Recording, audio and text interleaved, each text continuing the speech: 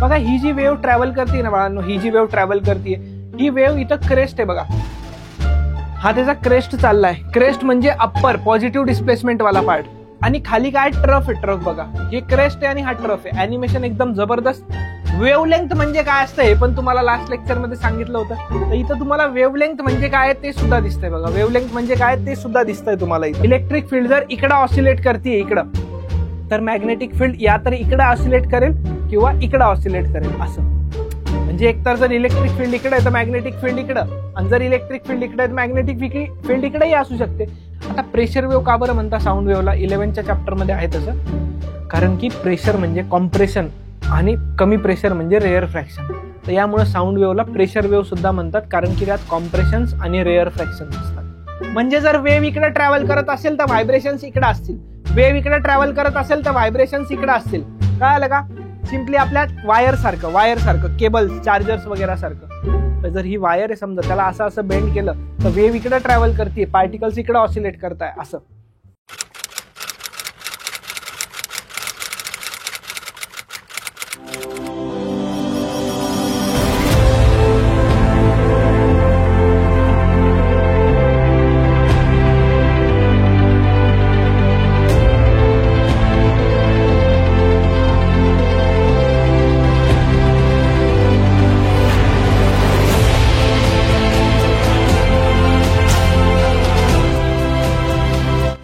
Hello मित्रांनो, मी Satyam sir तुमच्या सगळ्यांचं स्वागत करतो आपल्या मुकेश सर चॅनलवरती.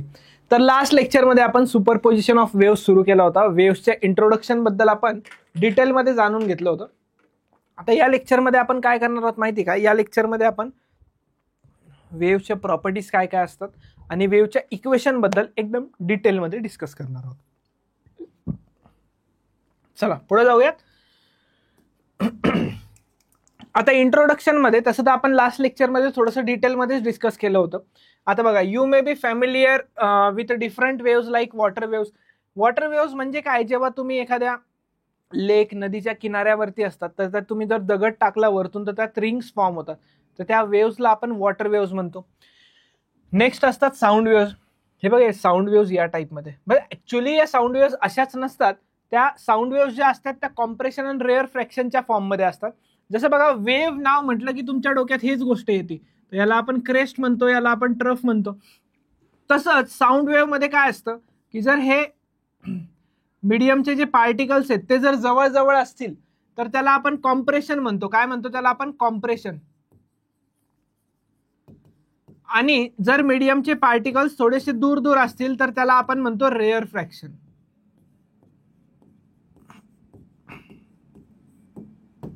ठीक आहे. नेक्स्ट बघा, याला आपण लॉन्जिट्युडनल वेव्ह म्हणतो. म्हणजे हे जे कॉम्प्रेशन रेअर फ्रॅक्शनच्या फॉर्म मध्ये ट्रॅव्हल होते ना, तर त्याला आपण लॉन्जिट्युडनल वेव्ह म्हणतो. बघा, जसं स्प्रिंगचं सिंपल एक्झाम्पल, स्प्रिंगला जर ओढून सोडलं तर ते कॉम्प्रेस होत राहणार, असं ऑसिलेशन करणार. तर जेव्हा जेव्हा पार्टिकल्स जवळ जवळ येतील त्याला कॉम्प्रेशन, आणि दूर दूर जातील तर रेअर फ्रॅक्शन. आणि बाकी ते ट्रान्सवर्स वेव्ह म्हणतो आपण याला. याला काय म्हणतो आपण? ट्रान्सवर्स वेव्ह म्हणतो. ट्रान्सवर्स वेव्ह म्हणजे काय? ती क्रेस्ट आणि ट्रफच्या फॉर्म मध्ये ट्रॅव्हल करते. बघा, हे क्रेस्ट आणि हे ट्रफ, वरचा क्रेस्ट आणि खालचा ट्रफ, याच्यात ती ट्रॅव्हल करत असते. क्लिअर आहे इथपर्यंत तुम्हाला? यात काही डाऊट नसणार तुम्हाला.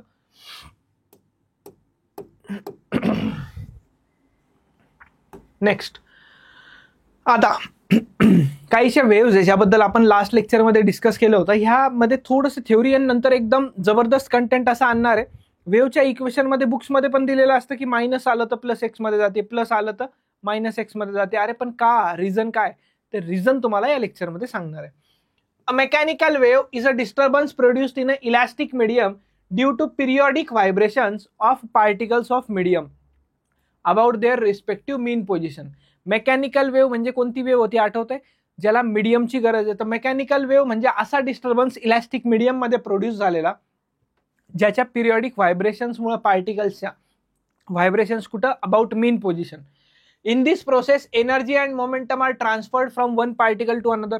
लास्ट लेक्चरमध्ये स्टार्टिंगला बोललो होतं बघा, वेव्ह म्हणजे काय असतं? एनर्जी आणि मोमेंटम ट्रान्सफर करण्याचं एक मेकॅनिझम असतं, बाकी काही नाही जास्त. A wave carries or transfers energy from one point to another. Wave जी आहे ना ती एनर्जी एक पॉइंट पासून दुसऱ्या पॉइंट पर्यंत कॅरी करते. एक पॉइंट पासून दुसऱ्या पॉइंट पर्यंत एनर्जी कॅरी करते. But there is no transfer of matter or particles. आपण बघितलं होतं की वेव्ह मध्ये एनर्जी ट्रान्सफर होते, पण मॅटरचं ट्रान्सफर होत नाही. वेव्ह मध्ये एनर्जी ट्रान्सफर होते पण मॅटरचं ट्रान्सफर होत नाही, ही गोष्ट लक्षात ठेवा. ठीक आहे, हे होतं गोष्ट मेकॅनिकल वेव्ह बद्दल. आता इथं थोडंसं तुम्हाला एक जबरदस्त असं ॲनिमेशन आणलंय तुम्हाला दाखवण्यासाठी. बघा, ही जी वेव्ह ट्रॅव्हल करते ना बाळांनो, ही जी वेव्ह ट्रॅव्हल करते, ही वेव्ह इथं क्रेस्ट आहे बघा. हा त्याचा क्रेस्ट चाललाय. क्रेस्ट म्हणजे अप्पर पॉझिटिव्ह डिस्प्लेसमेंट वाला पार्ट, आणि खाली काय ट्रफ आहे. ट्रफ बघा, हे क्रेस्ट आहे आणि हा ट्रफ आहे. ॲनिमेशन एकदम जबरदस्त. वेव्हलेंथ म्हणजे काय असतं हे पण तुम्हाला लास्ट लेक्चरमध्ये सांगितलं होतं. तर इथं तुम्हाला वेव्हलेंथ म्हणजे काय ते सुद्धा दिसतंय बघा. वेव्हलेंथ म्हणजे काय ते सुद्धा दिसतंय तुम्हाला इथं. नेक्स्ट, ही असते आपली लॉन्जिट्युडनल वेव्ह. कोणती वेव्ह असते ही? Longitudinal wave. आता लॉन्जिट्युडनल वेव्ह मध्ये काय असतं माहिती आहे का? पार्टिकल्स काहीशे जवळ असतात, काहीशे पार्टिकल दूर असतात. जेव्हा पार्टिकल्स जवळ असतील ना तर त्याला आपण कॉम्प्रेशन म्हणतो, आणि जेव्हा पार्टिकल्स दूर जातील ना तर त्याला आपण रेअर फ्रॅक्शन म्हणतो. ही गोष्ट लक्षात ठेवा. जितक्या सिंपल पद्धतीने ती तुम्हाला लक्षात राहते तशीच ही तुम्हाला लक्षात असली पाहिजे. याच्यातही वेव्हलेंथची डेफिनेशन तीच आहे, पण आता एकदा डोक्यामध्ये वेव्ह म्हटल्यावरती असंच बसलेलं असतं आपल्या, म्हणून आपल्याला वेव्हलेंथ लवकरात लवकर या वेव्ह मध्ये समजण्यात येते रेअर फ्रॅक्शन कॉम्प्रेशन पेक्षा. ठीक आहे, चला next. Electromagnetic waves do not require material medium for their propagation. Electromagnetic waves म्हणजे कोणत्या वेव्स? EM waves. ईएम वेव्सचं काही एक्झाम्पल नेक्स्ट चॅप्टर मध्ये वेव्ह ऑप्टिक्स मध्ये बघूया. थोडंसं 11th जरी चॅप्टर असला तर वेव्ह ऑप्टिक्स मध्ये याचा थोडासा पार्ट आहे. इलेक्ट्रोमॅग्नेटिक वेव्स म्हणजे ज्यांना मटेरियल मीडियमची गरज नाहीये त्याला आपण नॉन मेकॅनिकल वेव्ह सुद्धा म्हणू शकतो. बघा इथं लिहिलंय, these are non mechanical wave. आता इलेक्ट्रोमॅग्नेटिक वेव्हचा अर्थ काय असतो बघा. इलेक्ट्रोमॅग्नेटिक वेव्ह म्हणजे इलेक्ट्रिक फील्ड आणि मॅग्नेटिक फील्ड. म्हणजे जर इलेक्ट्रिक फील्ड इकडे ऑसिलेट करते, म्हणजे काय, इलेक्ट्रिक फील्ड जर इकडे ऑसिलेट करते इकडं, तर मॅग्नेटिक फील्ड या तर इकडे ऑसिलेट करेल किंवा इकडे ऑसिलेट करेल असं. म्हणजे एकतर जर इलेक्ट्रिक फील्ड इकडे आहे तर मॅग्नेटिक फील्ड इकडं, आणि जर इलेक्ट्रिक फील्ड इकडे आहे तर मॅग्नेटिक फील्ड इकडेही असू शकते. म्हणजे दोन्ही पण इलेक्ट्रिक फील्ड आणि मॅग्नेटिक फील्ड एक दुसऱ्याला एकमेकांना परपेंडिक्युलरली ऑसिलेट करतात. ट्रॅव्हल एकाच डायरेक्शन मध्ये करतात, लक्षात राहू द्यायचं. ट्रॅव्हल एकाच डायरेक्शन मध्ये करतात, ऑसिलेट परपेंडिक्युलर करतात.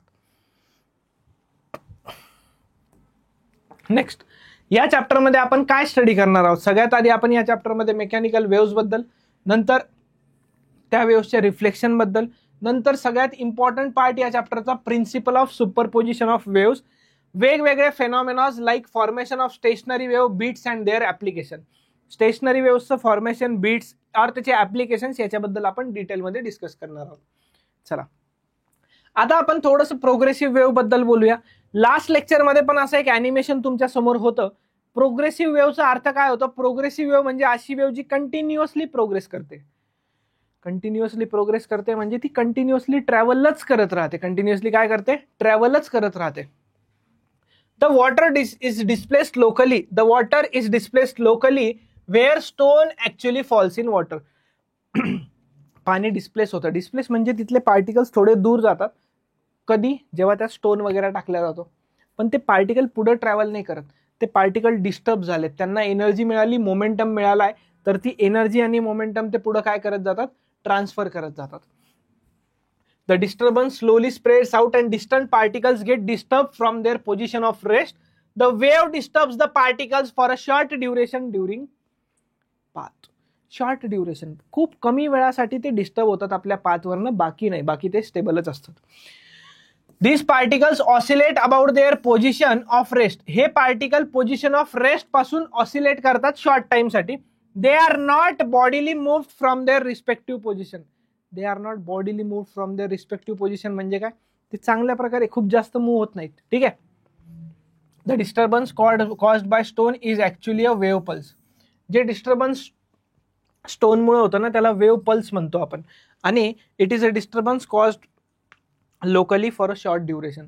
ते डिस्टर्बन्स लोकली कॉज होतं एकदम शॉर्ट ड्युरेशन साठी. खरं संपलं. आता पुढे काय याच्याबद्दल ते बघूया. State any two characteristics of progressive wave. जुलै 2022 मध्ये आलेला क्वेश्चन आहे. चांगलं लक्ष द्या एकदम. हे एक एक्झाम्पल दिले तुम्हाला, high pressure air, crest on sinusoidal wave, wave front वगैरे. वेव्ह फ्रंट काय असतं ते आपण पुढे बघूया. हे जे तुम्हाला दाखवले हे वेव्ह फ्रंट बघा.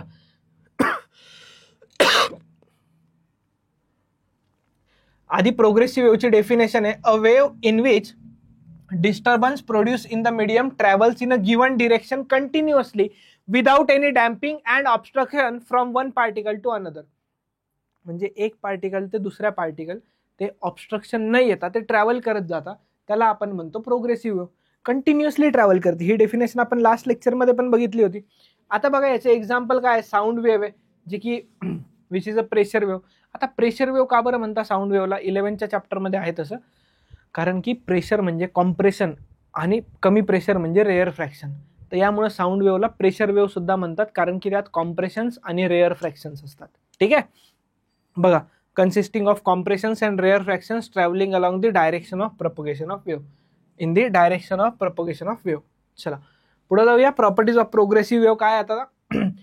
इच particle of a medium execute same type of vibration. सगळे पार्टिकल्स मीडियमचे same type of vibrations perform करतात.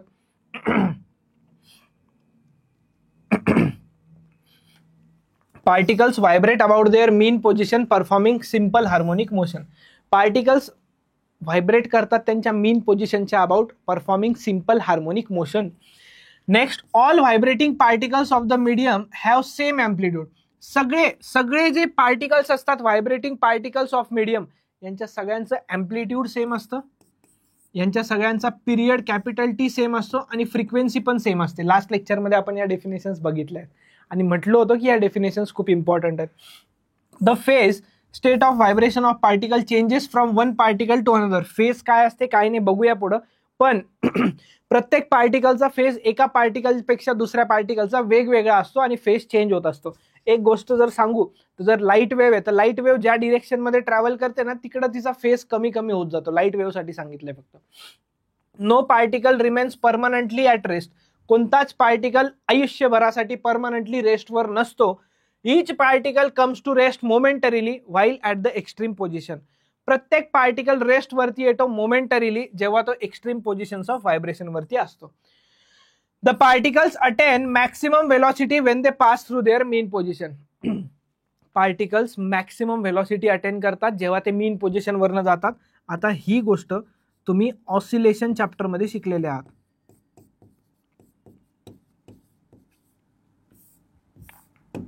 ही गोष्ट तुम्ही ऑसिलेशन चॅप्टरमध्ये शिकलेले आहात, बरोबर ना? शिकलेत ना? ऑसिलेशन चॅप्टरमध्ये शिकलेत ना? ठीक आहे, चलो. नेक्स्ट काय प्रॉपर्टी बघा. During the propagation of wave energy is transferred along the wave. Propagation of वेव्हच्या ड्युरिंग एनर्जी ट्रान्सफर होते. There is no transfer of matter. माहिती आहे आपल्याला एनर्जी ट्रान्सफर होते, एनर्जी ट्रान्सफर होते आणि मॅटरचं ट्रान्सफर होत नाही. Just weight.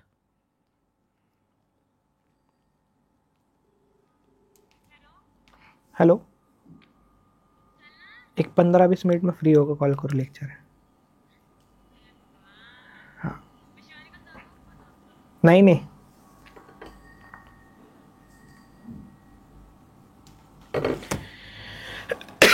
चला. The wave propagates through the medium with a certain velocity. म्हणजे वेलॉसिटी जी असते ना वेव्हची, कोणत्याही वेव्हची वेलॉसिटी ही त्या मीडियमवर डिपेंड करते. हे 11च्या ऑप्टिक्स चॅप्टरचं बेसिक आहे. म्हणजे कोणत्याही वेव्हची वेलॉसिटी ती त्या मीडियमवर डिपेंड करते. एका मीडियममध्ये वेव्हची वेलॉसिटी सेम असते. ठीक आहे, the velocity depends upon properties of medium. ठीक आहे, जर मीडियम सेम आहे तर वेलॉसिटी पण सेम असणार. प्रोग्रेसिव्ह वेव्ह दोन टाईपच्या असतात. एक असते ट्रान्सव्हर्स वेव्ह आणि एक असते लॉन्जिट्युडनल वेव्ह. एक काय असते, एक असते ट्रान्सव्हर्स वेव्ह आणि एक असते लॉन्जिट्युडनल वेव्ह. संपला.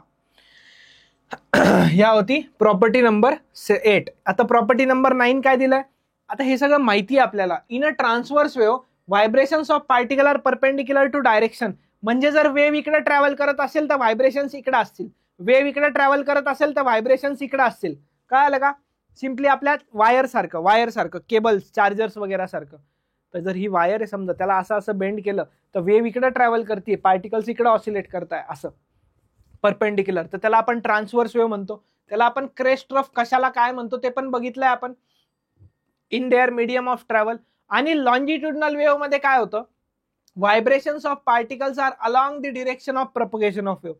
म्हणजे वेव्ह जर इकडे ट्रॅव्हल करते तर व्हायब्रेशन्स पण असेच होणार, just chill chill just chill असं. जर वेव्ह इकडे ट्रॅव्हल करते तर व्हायब्रेशन्स पण इकडेच होणार, कळलं. Next, and produce compressions and rarefactions along the direction of propagation of wave. Compression म्हणजे हाय प्रेशर एरिया आणि रेअर फ्रॅक्शन म्हणजे low pressure area. Both transverse as well as the longitudinal mechanical waves can propagate through solids. लक्षात ठेवा, transverse आणि longitudinal waves propagate through कशा through propagate होऊ शकता, solids through. पण लॉन्जिट्युडनल वेव्स फक्त प्रपोगेट होऊ शकता फ्लुइड्स थ्रू म्हणजे काय, liquids and gases through. Transverse wave या फ्लुइड्स थ्रू प्रपोगेट नाही होऊ शकत. ठीक आहे, चलो आता सगळ्यात इम्पॉर्टंट गोष्ट, आता काय सगळ्यात इम्पॉर्टंट लगेच एकदम इम्पॉर्टंट काय आहे, डिराइव्ह अँड एक्सप्रेशन. पूर्ण चॅप्टरमध्ये आता जे सांगणार आहे ते यूज होणार आहे. Derive and expression for one dimensional simple harmonic progressive wave travelling in the direction of positive X axis. जी पॉझिटिव्ह एक्स ॲक्सिस मध्ये ट्रॅव्हल करते, express it in 2 different forms. अरे 2 नाही, खूप सारे फॉर्म सांगणार आहे, डोंट वरी. बघा, when a mechanical wave passes through an elastic medium, the displacement of any particle of medium at a space point x at a time t is given by. एक general expression लिहितोय. काय लिहितोय मी, general expression लिहितोय, लक्षात राहू द्या. a sin kx plus minus omega T plus five. आता positive x मध्ये जाणारी कशी असते, काय असते, सगळं सांगणार. आधी आपण हे वेव्हचं इक्वेशन जाणून घेऊया.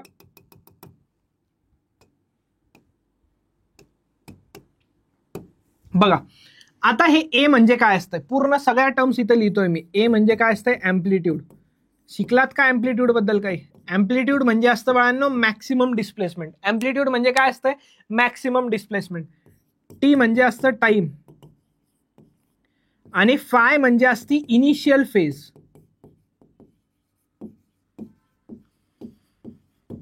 फाय म्हणजे काय, इनिशियल फेज. आणि ही जी टर्म आहे ना, या पूर्ण टर्मला आपण फेज म्हणतो. या पूर्ण टर्मला आपण काय म्हणतो, फेज. ठीक आहे, ह्या काहीशा टर्म ज्या तुम्हाला सिंपल वाटतात. आता लक्ष द्या, इक्वेशन असं नाही येऊ शकत का sir, X is equals to A sine K Y plus or minus omega T plus phi. येऊ शकतं. हे जे वाय आहे ना, हे काय दाखवतं, shows the direction of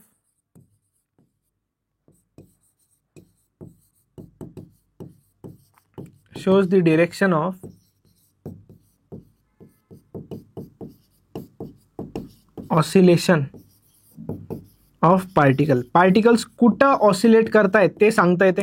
Y म्हणजे, एक्स म्हणजे काय डिनोट करताय, हे एक्स डिनोट करताय direction of wave propagation.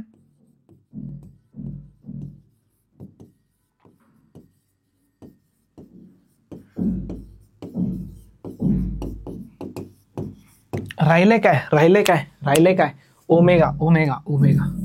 Omega म्हणजे काय असते, ओमेगा म्हणजे असते अँग्युलर फ्रिक्वेन्सी.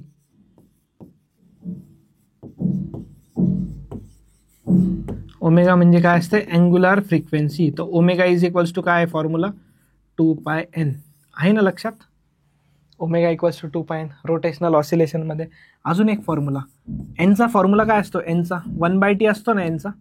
तर ओमेगाचा एक अजून फॉर्म्युला तुम्ही बघितलेला असणार 100%, 2π/t. कोणता फॉर्म्युला, 2π/t. संपला विषय. हे 2 फॉर्म्युले क्लिअर आहे तुम्हाला. आता राहिला के. केला 2 नाव आहेत, एनसीआरटी वगैरे मध्ये वेगळे. इकडे आपण वेव्ह नंबर म्हणतो आणि तिकडे त्याला वेव्ह प्रपोगेशन कॉन्स्टंट सुद्धा म्हणतात, काहीच प्रॉब्लेम नाही.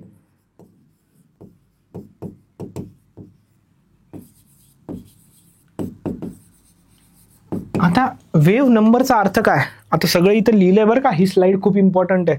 वेव्ह नंबर म्हणजे काय माहिती का, number of waves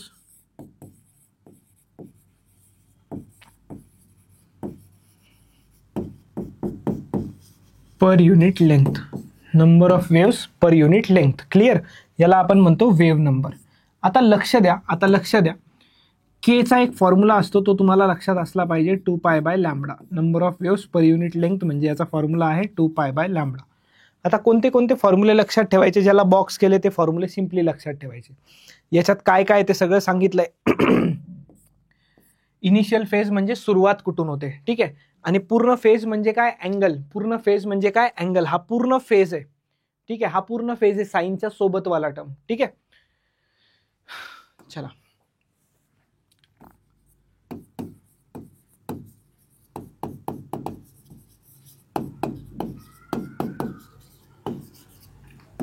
positive x मध्ये ट्रॅव्हल करणाऱ्या वेव्हचं इक्वेशन सांगतो. ए साइन kx - ओमेगा टी. आता इथं फाय वगैरेचं काय करायचं सर, आता इथं फाय वगैरेचं काय करायचं, फाय नाही लिहिलं तरी चालेल, ॲज्युम करून टाकू की फाय 0 आहे. ॲज्युम केलं की फाय 0 आहे, एक्झाम्पल बस, ठीक आहे. आता हे मायनसच का बरं आलं सर, हे मायनसच का बरं आलं, वेव्ह तर प्लस एक्स मध्ये ट्रॅव्हल करते ना इकडं. Yes, you are right. पण याचं रिझन कोणी सांगत नसतं, मी सांगणार तुम्हाला याचं रिझन.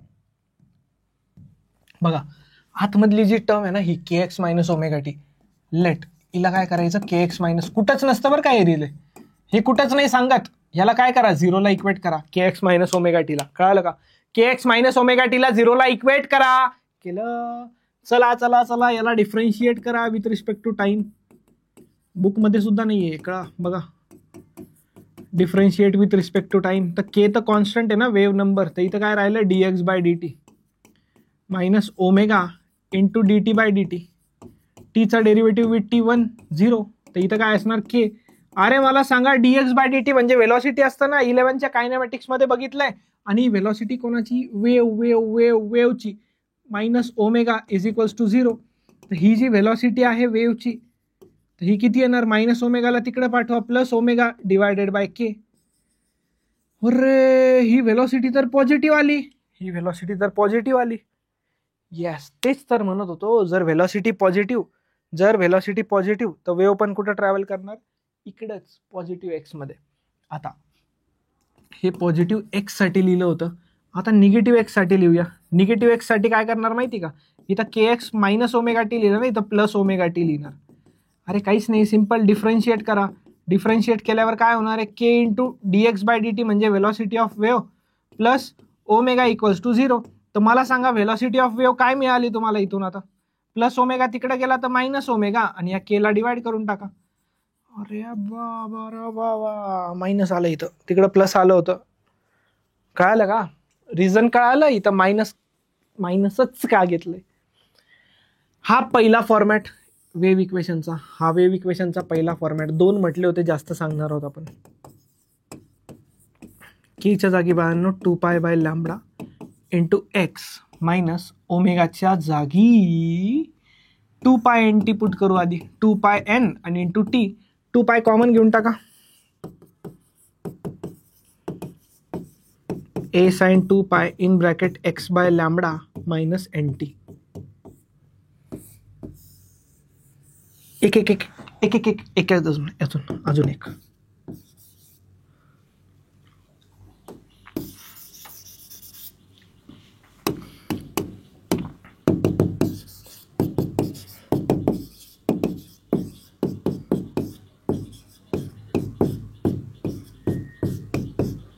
काहीच नाही केलं.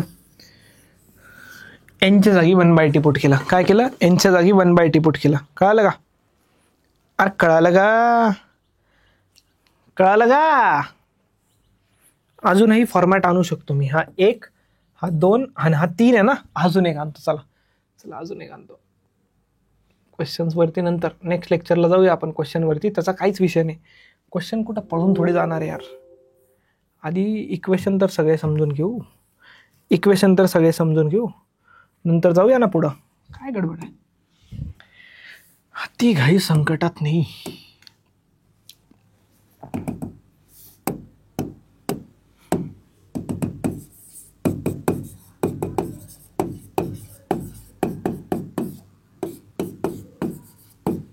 काहीच नाही, हे लॅम्बडा कॉमन घेतलं तर इथं काय राहिलं.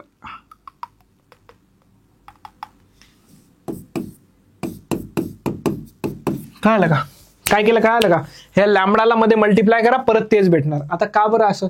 स्पीड इज इक्वल्स टू काय असतं? Distance upon time. मला सांगा velocity of wave, velocity of वेव्हचा काय फॉर्म्युला? डिस्टन्स किती चालते ते लॅमडा आणि टाइम किती असतो? Capital T. तर ह्याला व्हेलॉसिटी ऑफ वेव्ह लिहिता येतं. हे पण बुक्समध्ये जास्त नाही दिलंय. पुढच्या लेक्चरमध्ये तुम्हाला अजून क्वेश्चन्स वगैरे वरती जाऊया ना आपण, अजून मजा येईल तुम्हाला. डोंट वरी.